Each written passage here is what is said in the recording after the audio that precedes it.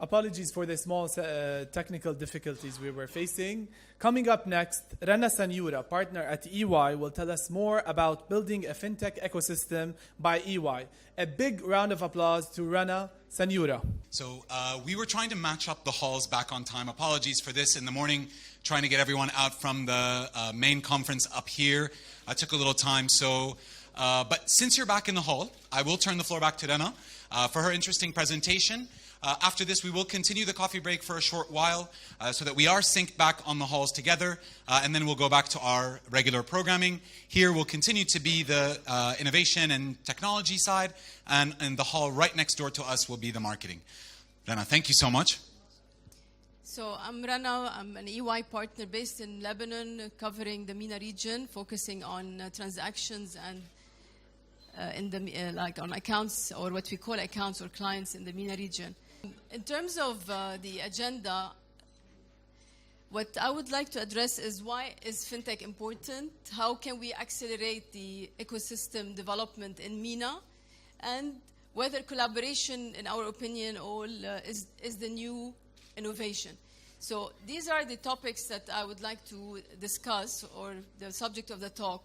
But definitely, I'm very flexible, so if you feel that you want to address anything else, because I noticed that in the previous panel, they discussed the ecosystem, the pillars, etc. So we can definitely add anything else you see appropriate.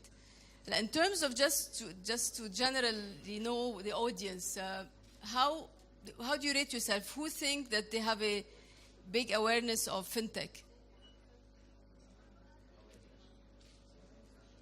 Awareness, yes. Awareness, not knowledge.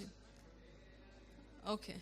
So because, probably we can skip some of the slides, but I'm going to see how knowledgeable. Please stop me if you think I'm being very basic, and we can discuss in more detail other topics. So in terms of just to give you a flavor of what's happening globally. So as most of you know, in terms of investments, so we're witnessing more than $50 billion investments in fintech, and this is definitely mostly over the past few years. And as you all know, 75% of that is really driven by or targeted at payments and SME banking. And globally, in terms of geographically, the US, UK, and China are the highest receivers of investments. Now, in terms of the definition of fintech, of how, does somebody can tell me how do you define fintech? Can somebody volunteer? Any volunteers? Yes, please. A financial institution that uses technology in order to do business. Invests a lot in technology. Okay, interesting. So financial institution, it has to be a financial institution. Okay. Provide financial services. Okay, maybe if we focus more on providing or addressing a need, a financial services need, doesn't have to be a financial institution, but definitely driven by technology. And most importantly, what was discussed earlier in the panel, addressing a need and in the financial service need and being very convenient. And we'll discuss more the characteristics of the fintechs. But the definition we like to use is combining innovative business models, which is a very important and key point that was also addressed in the previous panel. And in terms of with technology to enable, enhance, and disrupt financial services. Globally, we've seen that in terms of the number of fintechs, more than 15,000 that we actually monitor, but we have a relatively large number, but in terms of those that have, in terms of valuation, more than $1 billion or unicorns, you have a few. So obviously the hype is there, the interest is there, and they have been addressing real needs in the market. But in terms of the number, we're still seeing that in certain geographies it's still nascent. But we will discuss further how the size of those investments in different geographies across the world.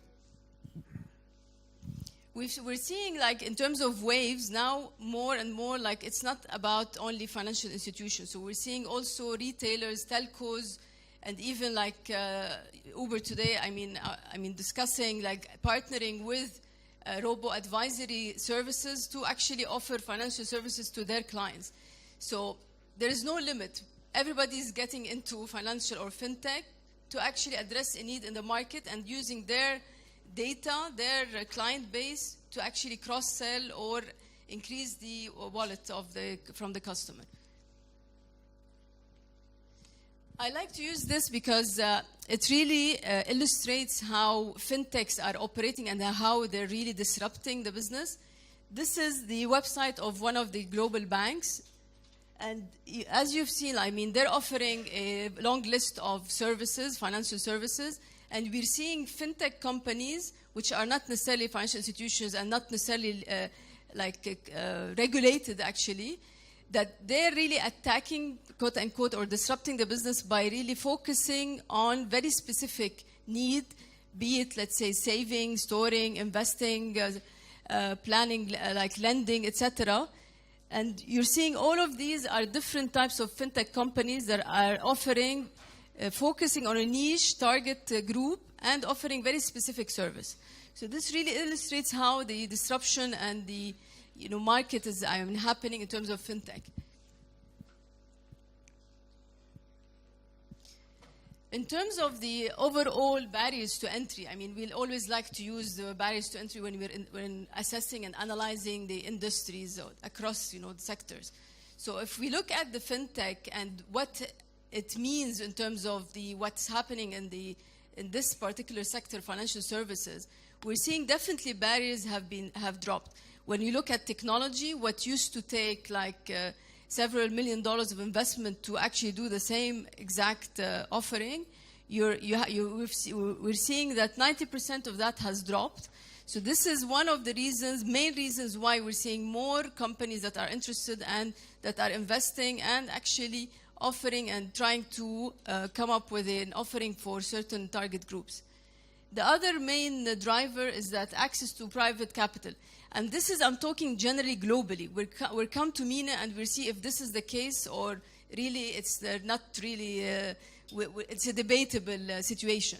But globally, we're definitely seeing there is access in terms of venture capital, and now we're actually also seeing private equity being interested in different stages of financing. And this has helped grow and nurture the ecosystem.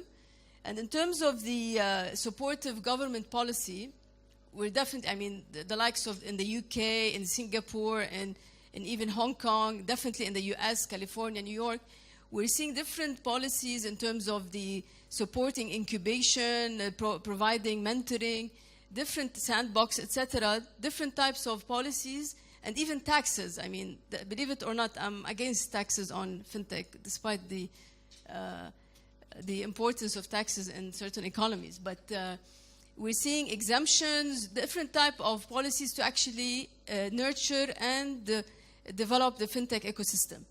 In terms of the most important part, if I may say, the customer sentiment, because this is really what's driving all of this.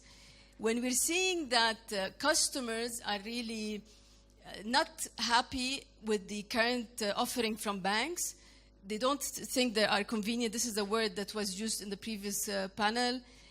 They take a very long time. They're not even interested in certain market segments, etc. And this is really where it's the untapped area. So we're seeing fintechs addressing a very specific need in a much more interesting journey or customer journey in terms of the timing, in terms of the friendliness, etc. And we're gonna touch upon this and expand a little bit more on this in the next slide. Do you have any questions, or do you wanna discuss anything at this stage? We're gonna elaborate more further. EY globally, we run a survey to assess the fintech adoption in across different markets, and we focus at this stage on 6 markets, and we've been doing this for several years now. And this slide, I hope you can see it, shows you the FinTech Adoption Index in terms of, and the definition of Adoption Index is that they have to use more than one FinTech company. So we're assessing how much of that is across geographies in Hong Kong, in Australia, Canada, Singapore, UK, US. And we have witnessed that in Hong Kong, they have the highest adoption. While when I'm going to show you later in terms of the ecosystem in Hong Kong compared to UK, California, etc., they're not on the top of the list. They're not number one. And the reason for that, I don't know, can somebody volunteer to say why you think Hong Kong has the highest adoption in terms of fintech? Regulators? Young populations, because of the ecosystem of the Tencents and Alibabas, and so they have comprehensive ecosystems. Once they go into the ecosystem, they use all the services, and fintech is one of them. So everybody is in the loop anyway. Interesting. Sorry, somebody was saying something. Believe it or not, and this is one of the hindrances we're seeing in fintech adoption, they have the highest awareness of fintech. So awareness, we're still not beyond awareness. So if you go and look at the, because the ecosystem, to your point, I'm going to show shortly the comparison between Hong Kong compared to UK, London, etc. And you will see that they're not on the top. So that's why it was really interesting to see that their adoption was the highest. So they had the highest awareness of fintech. And if you look at it differently, the reason why some of the fintech companies or the ecosystem is not flourishing in certain areas, we're seeing because the people are not aware. So if you look at some of the surveys that we have done and ask people, why aren't you using fintech? They will tell you, I'm not aware of fintechs.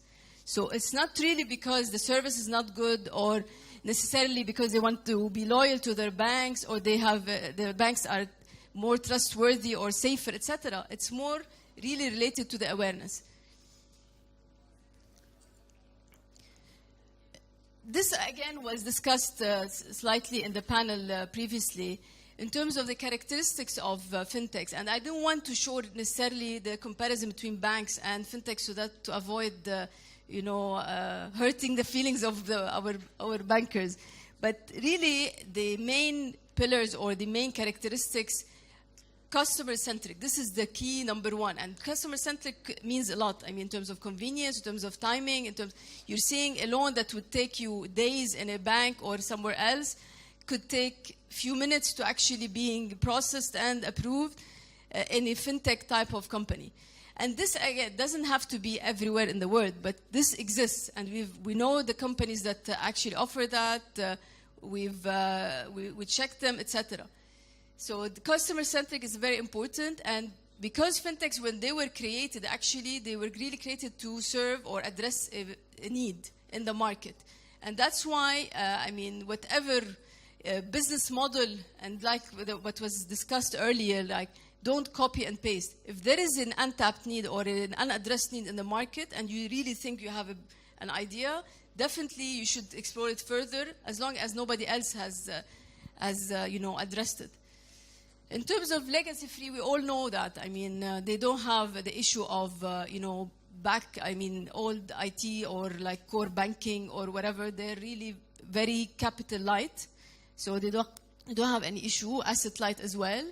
Scalable, I mean, you don't need to worry about branches, physical branches, and that you need to open or restrictions on that, or if you want to, address a market somewhere else. So you can export your service to other markets in a much easier way than the regular banks.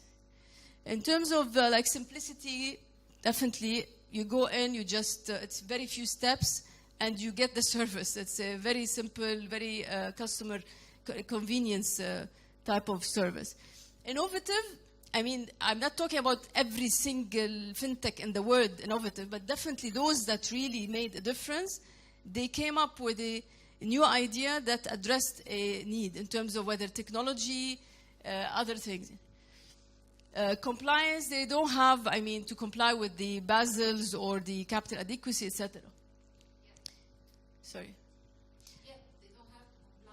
Yet, Rima is preparing something, it seems, with the central bank now. I mean, even if we'll come to the policy, but let's hope they don't. This will give you an overview, a snapshot of the fintech, like different cities in the world, how they compare. Unfortunately, the size of the font is very small, so I'm gonna just walk you very quickly to it. We're just comparing different fintech like ecosystems, and more importantly, the pillars were discussed earlier as well. The 4 pillars are talent, demand, capital, and policy. These are really how we assess the fintech ecosystem in different geographies. We look at these 4 pillars, and we have studied in very detail these 4 areas, and we found that in terms of 6 geographies, the UK was number 1, not necessarily on all 4 pillars. So they could be on policy, but not necessarily on talent, because in California they have, or New York they have more access. But definitely, and overall on the this 4 scale, they ranked number 1. In terms of MENA, I mean, coming to MENA, we believe that it's still nascent in terms of the fintech ecosystem. Again, talking about these 4 pillars. Demand, I mean, it's we're gonna see here like demand in terms of the, definitely we have the penetration of smartphones in different geographies. It's there, so the drivers are there in terms of the demand. Mobile data usage is also very important, or very high in terms of in these countries. And also card spending and cashless economy is growing, and we're seeing less cash businesses or cash transactions, which is, all of these are really an indication of a positive demand environment. In terms of the policy, like, we're very minimal, but we'll come to this as well to show you some of the initiatives that are taking place in the MENA region, particularly in UAE. In terms of talent, we definitely have access, but the problem is the challenge we're facing, maybe in Lebanon and less in the UAE probably, is that it's definitely not easy to get access to talent. And if you're going to get access to really top-notch, the price will not be like in terms of the payment. And also the universities are not really in line and aligned to the necessarily the workforce and the requirement of their workforce. So this is definitely, we're facing, it's going to be a challenge, but in the Levant area, we see it as a positive situation. In terms of capital, there are a lot of challenges there. We're seeing now a new VC created specifically for fintech, but definitely this is an area that requires more development. In terms of the customer expectations, because they're not happy with the current banking offering, some of them, I don't want to really generalize, but we're seeing dissatisfaction. So this is an area where we can tap on in terms of fintechs. And the reason is poor availability of traditional services, difficulty to access them, and not personalized. This is the opposite of that is fintech. These are the initiatives that are taking place in the MENA region by different governments to actually nurture and create the environment to foster the ecosystem for fintechs. Now, in terms of, I just want to, this is an important section that I hope will really interest you all. When we look at our clients and the banks and what they have in mind, we definitely see them worrying about what to do. What should be our fintech strategy? Should we partner? Should we build? Should we incubate? What should we do? And the other area, what's next in terms of disruption? Because definitely they're seeing the disruption, probably less pronounced in certain geographies, but they are worrying or thinking what could be next. And the third area, can we use this to reduce or streamline or robotize and reduce the cost of our processes and our offering? And in response to that, the way we see it is that banks, if they want to look at it, they should consider 5 possible strategies, either to really acquire or what we call create a corporate venture capital fund, or partner with fintechs, or establish a service relationship, or like have a dedicated incubator, or what we call accelerator, depending on which stage you are. And the other option would be just sponsorship. And what we have seen is that the area which is mostly, being considered is the partnership and joint venture globally, which is an area that is really of interest to both fintechs and banks. And this is an area where we're seeing several banks and fintechs collaborating. Now, these are examples of banks globally that have, adopted one of those strategies, and that's just wanted to share that as well. I'm conscious that I already finished. Did you account for the coffee break in my session? Can we open the floor for questions? Yes. Okay. Please. Yes, sir. I noticed that from the geographical distribution of the fintechs, that it's like the countries that suffer most from the economic crash. You mean here?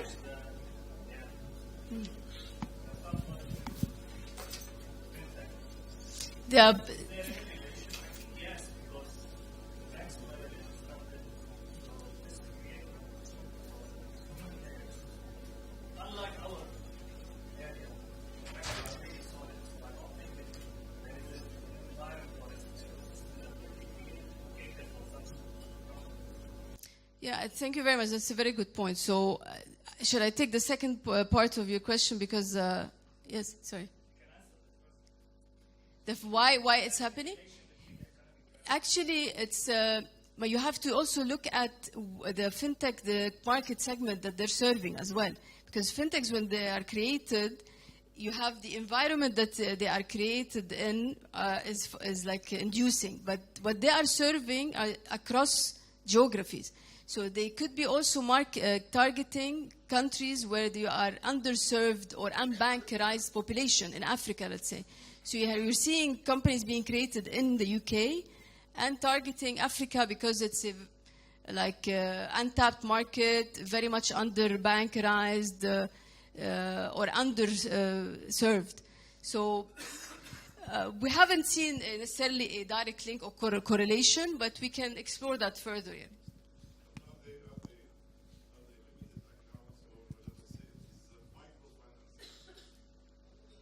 The microfinancing? No, you're seeing the most. No, the corporate level, now we're seeing this corporate level in terms of the investment part, robo-advisory, etc.